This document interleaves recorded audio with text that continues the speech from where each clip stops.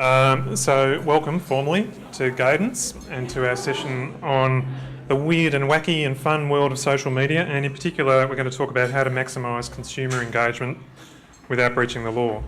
My name's David Smith and I'm a partner here, and in a moment I'll introduce our other presenters. We'll make sure that we finish this session at or before 2 o'clock today so that you can get out of here on time. We'll be happy to take questions. I think maybe because of the size of the group it's best to try and hold your questions to the end unless you have a really burning question on the way through. You might have noticed we've got cameras over the side here, so we are filming the session today, and we'll make it available later on to those who couldn't make it. You've got copies of the slides in your packs, along with some other bits and pieces that we hope you'll find useful. Joining me as presenters are my colleagues Kerry Auerbach and Alison Rickard. We're also delighted to have with us James Fitzgerald over on the stool there from SMK, Social Media Knowledge. And James is an expert in the technical and marketing aspects of social media. So he'll have some really useful comments for us on the way through and later on in the presentation.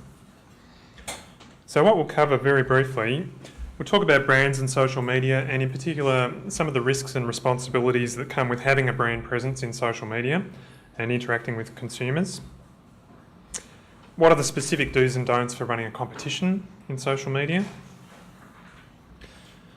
Then we'll give some legal perspectives about some of the innovative uses of social media that we've seen. And then James will also talk a little bit about the state of play from his point of view and what he's seeing in the marketplace, and maybe give you some ideas to try. And then we'll wrap up the session with our top 10 tips for how your marketing team can get all the positives out of social media but try to minimise the legal risk. Now, during the session we will circulate a mailing list sign-up sheet. So that's got both a Gadens tick box and also an SMK tick box. So feel free to opt in to our mailing lists. If you're not sure if you're already on the list, don't worry, sign up and we'll make sure that there's no duplicates on the list. So let's get into it. And the first topic for today is to look at some of your risks and responsibilities in having a brand presence on social media, like a Facebook brand page, for example, and how to manage your interactions with consumers. And in particular, we'll talk about some of the risks with consumer posts on your social media page, or even on your website. The same sorts of risks would arise if people can post on your website. Now, this is a fictional example that we've mocked up. This is the Facebook brand page for Hungry Bloke restaurants. And you can see in the little circle section there, Hungry Bloke have decided to engage with their consumers by asking them to rate your waiter. How did you rate their presentation and performance? All right, how's this going to play out? Have a look at these comments that consumers have made. Now, I don't know whether Hungry Bloke have got a particularly ugly group of consumers, but just looking through those, waiter Dominic at Burke Street is an ugly klutz and is sleeping with his best friend's wife. Ashley's a bit nicer. Tula at Forest Hills is always polite. That's good. Bradley says, Hungry Bloke food is all gluten-free. Great for my gut. Shane has gone right off the deep end and we've blanked out some of the language here. I effing love Monique at Mitchum's store. She's so hot I want to blank her. And then Jason towards the end, another bit of a whinger. Not to my taste, very salty and I felt unwell next day. Do you think that was predictable with the question they asked?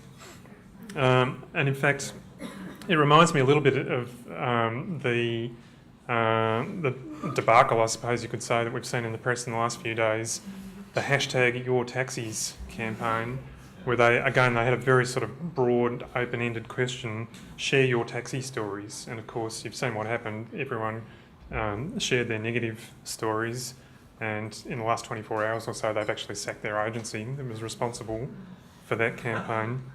But I don't know, James, whether you have a view on what's a better way to structure the interaction here from the brand owner's point of view. I think, as you pointed out, the clearer the direction I suppose the responses can take, obviously, is helpful. But I think even with a "did you like our food" or not, you're going to get a lot of variety in there. So I think it's just be prepared for anything. But I think also as well, we need to be diligent in dealing with comments as they come through quite quickly. So I think particularly timing is quite important. So if you know that you've got a new TVC going live, even for example, those are usually peak times in social media. So if you're breaking a new campaign, a new ad, you can definitely expect to get a big influx of traffic from social media at those times. So I think a lot of it comes down to just appreciating that it can take lots of different directions, but being proactive in dealing with things promptly. I mean, if you look at people, like a NAB or a Telstra or a Combank, they're getting everything like that and much worse all day, every day, but it doesn't become a big deal because they deal with it proactively. So stuff like this is only a problem if you let it fester. So dealing with things promptly, I think, is key. Yeah, good. So shortly we'll go through each of these posts in turn and talk about what the specific legal issues are that they raise for the brand owner Hungry Bloke. But first, just from a legal point of view, some general principles. And the main general proposition here is that as a company, you are responsible for all of the content that appears on your social media page, even if that content was posted on your Facebook page by a third party. So you're responsible not only for what you post, but also what your consumers post, particularly in the Facebook world. And you as the brand owner could be responsible for misleading claims, copyright infringement, defamatory comments, statements that breach the AANA Code of Ethics, which is the main advertising standards code in Australia. And there's a range of other possible legal claims that you might face as well. And you might say, how real are these risks? Is anyone actually likely to raise these issues against you? So let's say you have a Facebook page for your brand, and consumers make posts that infringe copyright or breach the advertising standards. Well, who would pursue those issues? Well, a competitor who's monitoring your page might dob you into a regulator, and then the regulator might decide to investigate. Or a consumer might dob you into a regulator. A copyright owner might actively search the internet and try to find infringements of their work. And we know, we've seen this happen, there are artists out there, for example, who do this. I'll mention as well, in some industries, like, say, the alcohol industry or the tobacco industry or gambling, horse racing maybe, there'll be pressure groups as well. And again, we've seen this, there are pressure groups out there who have time on their hands to just look through social media sites and try to find things to pick holes in. So, in many cases you might get away with breaching the law, but there is a chance that someone will spot the issue and make something out of it. So if you just ignore these issues, then you are rolling the dice. So what all that means is, if you want to be safe, and James has touched on this already, if users are posting content on your Facebook page, you need to be monitoring it every single day of the year and remove inappropriate content. And you need to remove inappropriate content at most within about 24 hours for a large company. You have a bit more leeway. If you're a really small operation, you might be allowed to leave material up there for, say, about a week at most.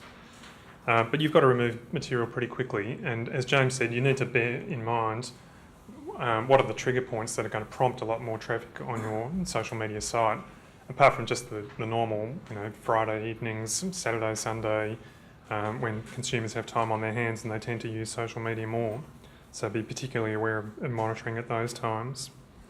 And one thought is to give the people who are doing the monitoring, a decision tree so that they've got some clear guidance about how to react, whether to remove content or respond to it, leave it there, but respond to it with another post, or do nothing. So I'm going to hand over to Kerry now, who's going to talk you through some of those offensive comments in a little bit more detail. Thanks, David.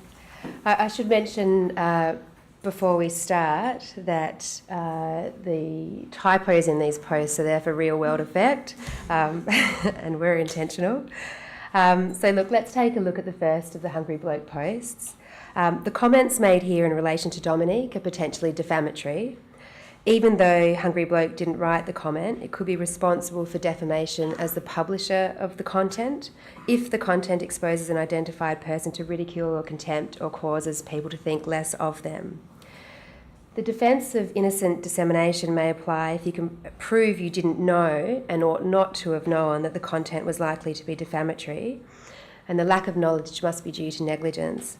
But I think in this case it would be very difficult for Hungry Bloke to say that it wasn't able to determine the truth of these statements, and so if it didn't remove these comments of this type, then it would be found to be a publisher of these defamatory comments. The comments are also offensive to Dominique, and Hungry Bloke, as his employer, has a responsibility not to expose him to harm and anguish. So, of course, the appropriate response is to delete these comments. The question arises, and David has touched on this, about how quickly you should react as a brand. David's given some recommended timeframes, and the ACCC has issued guidelines on this too. They've stated that a larger company, and it uses the example of a company with 300 staff, should have sufficient resources to monitor posts on a regular basis, and it should be aware of unlawful posts soon after they're posted, and it should act promptly to remove them. And David's given the guideline of 24 hours, and I think that's right. Smaller companies with a large following, and the example used by the ACCC is a company with 10 staff but 50,000 followers, should be keeping to that same standard. And again, that's because there's a potential for that conduct to reach a wide audience. On the other hand, a small company with a few followers, and the example given is a company with 12 staff and only 80 Facebook likes, is unlikely to have the same resources to dedicate to social media, and because the effects of any unlawful conduct wouldn't be far-reaching in a rapid way, then there would be no expectation that they would be monitoring really more than once or twice a week. Moving on to the next customer post, that Hungry Bloke's food is all gluten-free. Well, let's assume that it isn't gluten-free, or it isn't all gluten-free. If that's the case, then Hungry Bloke could be in breach of the Australian consumer law for misleading or deceptive conduct, or the making of false statements, and so it needs to manage this comment effectively. It's also possible that consumers with a gluten intolerance will consume this food and could suffer harm for which Hungry Bloke would be responsible. So what's an appropriate response from the brand in this case? Well, one option is to remove the post entirely, but we realise that there would be some opportunity here for the brand to promote that it does have some gluten-free options. So an alternative would be to respond to this in a way that undoes the harm of the original misleading statement, but which makes the point that the brand might like to make. So, for example, it would be reasonable to say that Hungry Bloke doesn't offer a fully gluten-free menu, but we do have some gluten-free options. Please come in and discuss your dietary requirements with our friendly staff. Moving on to the next comment. This one needs no introduction. Obviously, the language used in relation to Monique is obscene.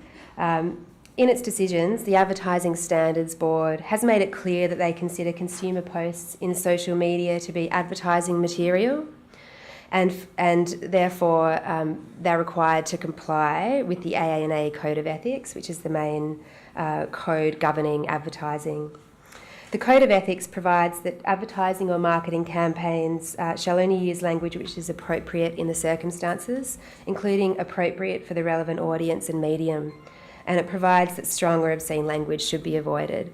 So again, the appropriate response in this case would be to remove this comment and remove it promptly. Moving on to the next comment. This one contains some fairly reasonable criticism of Hungry Bloke's food, even if it is a little bit annoying. The ACCC has warned against another possible form of misleading conduct, which is deleting critical comments from social media. The ACCC considers that consumers expect page moderators will only remove the comments if they're unlawful or they're offensive or clearly untrue. But comments like this should be left there. The ACCC has suggested that if there are a number of comments posted by your customers, you should ensure that the overall impression created by the body of the comments is not misleading. Businesses that remove comments that are negative risk creating an overall picture of consumer opinion which is misleading. So returning to this post, our view is that it shouldn't be deleted. Rather, an appropriate response might be, thanks for your feedback. We try our best to provide great, healthy food that tastes great. We hope you come again and give us another chance. This is a pretty good example from the Carlton Dry website or Facebook page. And we would say that this shows the right way to do it. For those of you that can't read the post, there's a comment there suggesting that Carlton Dry tastes like water. And the brand response has been, that's a bit rough, mate, geez, which is, a good fun response to something like that. A less impressive response can be seen on this example from the Smiths Facebook page. So on the 30th of September, someone has posted, do not buy Smith's chips, they'll be sacking 300 West Aussies next year. And on the 10th of November, the comment was still there and there was no response from the brand. You can see that another Facebook user has written the following comment in response on the 3rd of October. To all the workers that are losing their jobs, I'm truly sorry this is happening to you. Get in touch with me. I may be able to help. It's probably an employment lawyer spruiking themselves for a bit of work. But look, again, there's been no response there from the brand, and that comment is just left hanging there. There are a number of possible concerns with this post. It's possible, firstly, that the information is misleading. They're not sacking the next year, they're not sacking 300. It's also possible that the information is confidential information, or at least it was at the time that it was posted on that Facebook page. Even if there are no legal issues with respect to the post, I think it's pretty clear that Smiths hasn't attempted to engage with its consumers in a meaningful way. Another comment about this page, and James might have a few thoughts on this, but it looks as though they've discontinued the Tubes product. Sorry if you're a fan, and I hate to be the one to break that news to you. And if you have a look at this part of the page and other aspects of the feed, it's clear that the brand hasn't responded to that sentiment either.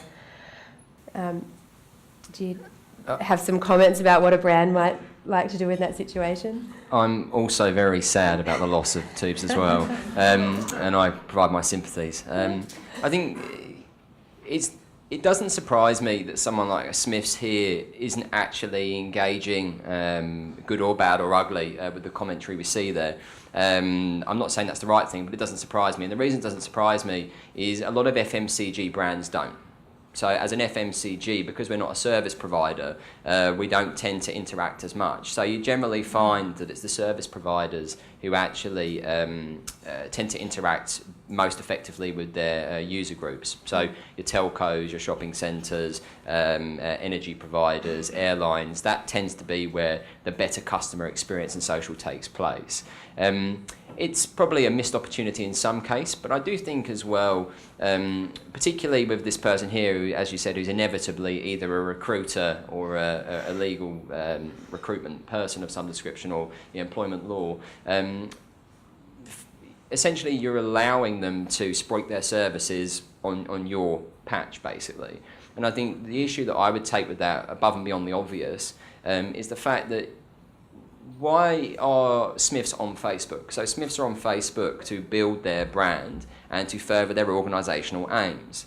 So do comments like that assist Smiths in furthering their organisational aims? No. So therefore, they should be taken away. What's interesting is when we talk about what you should allow and what you shouldn't allow, I think it's really interesting the ACCC's guidelines around having a balance, I suppose. So not taking away criticism, which is fair, only removing things which are unlawful. I think balance is good. But in the same breath, I think it's also really important to appreciate as a community manager or as a business or a brand that your community is there for one reason and one reason only, and that's to move the business needle.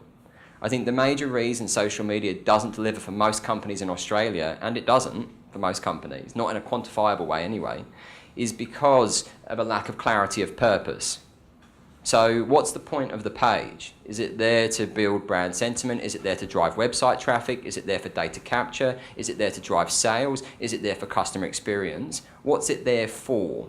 You know, for many organisations in Australia, we think being on Facebook's the point. And that's why stuff like this is allowed to go on, and it has no organisational value whatsoever. So, you know, I don't believe that a company's social media presence is there to make the world a better place. You're there to shift units. That's why you're there. You're there to drive donations. So I think I tend to take a little bit more of a pragmatic view, and I certainly wouldn't be allowing someone to exploit their services on my service. That's really helpful. And do you think having the house rules behind, attached to this page to make it clear that you're giving yourself permission as a brand to remove these types of comments empowers you as a brand to take that kind of action? Absolutely. Yeah. I think when you look at any social profile, whether it's on Facebook or elsewhere, those house guidelines are the bedrock of every community interaction that you have. And I think if you don't have those there backing you up, then it's very difficult to actually moderate. I think one of the things which I would consider as well is when you set house rules, you can set them however you want. You know, if you're someone like John West and you want to say on Facebook, okay, this is a place to find out about John West, its products, its offerings, what we're doing, blah, blah, blah. If you want to know about anything else, here's a phone number, here's an email address, here's another destination you can go to. If John West doesn't want to allow people to come onto a page and do certain things, it's up to them. You know, you set the rules. You know, I think one thing which is really important is we're really starting to see brands pushing back on the end user, pushing back on communities. For the last probably 8 years, we've all been running scared from the end user. Oh, they can say what they want, they can say what they want. No, they can't. It's my page. It's there to drive traffic, to make sales. You're gone. So I think one of the things which is really important, I think when you set your house rules, those house rules also need to be built in line with the objective of the community and the objective of the page, which then in turn should tie with your overarching sales and marketing objectives. So absolutely, those guidelines are important, but I think they need to be dovetailed with a broader objective. Thanks, that's helpful insight. So we'll leave the Smiths Facebook page there. They incidentally have 130,000 people liking that page, so there is a potential for great mileage there, but obviously they could be doing more to monitor that page. So look, we'll return now to our Hungry Bloke example. You can see here that someone has inserted a response to the first comment, that Dominique is an ugly, ugly klutz, and they're pretending to be Hungry Bloke customer service. So there's a brand imposter post there. This happens a bit, something to be aware of.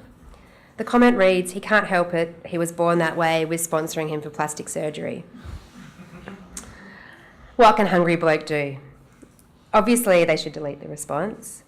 Hungry Bloke can also block the poster from being able to make any further posts, and you can do this on Facebook. Hungry Bloke should also fill out Facebook's online form for reporting trademark infringement, and they can go to the profile of this user, click on the profile photo and report them, and select the report option and report them.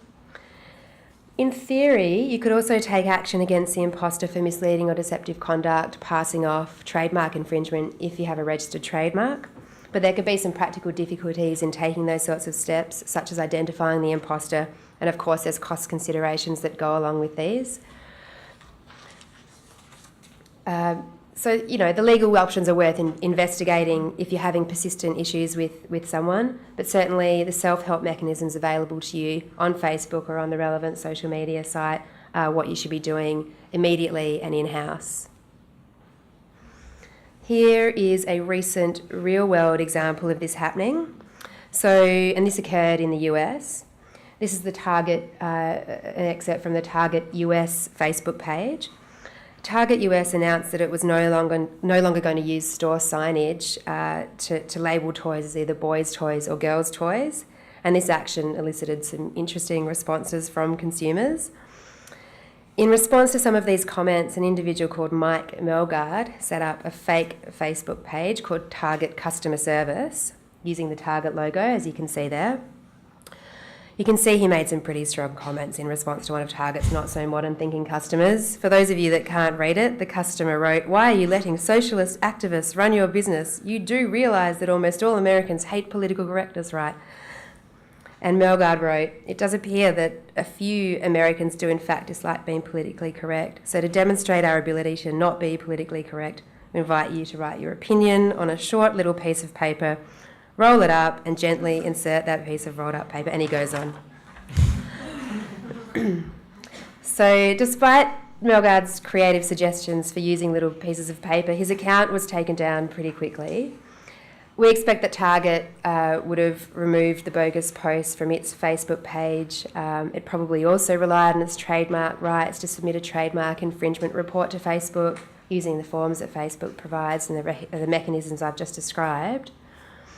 This example, along with demonstrating how important it is to act quickly on your social media sites, it also demonstrates the importance of ensuring that where possible you have formal trademark registrations in place for all of your brands, because it makes it easier to rely on the trademark infringement procedures in your social media, of the social media accounts you're using. And it also enables you to manage your brands and sub-brands on social media. I'll pass you on to Alison Rickard now, who will talk you through our next scenario covering competitions on social media.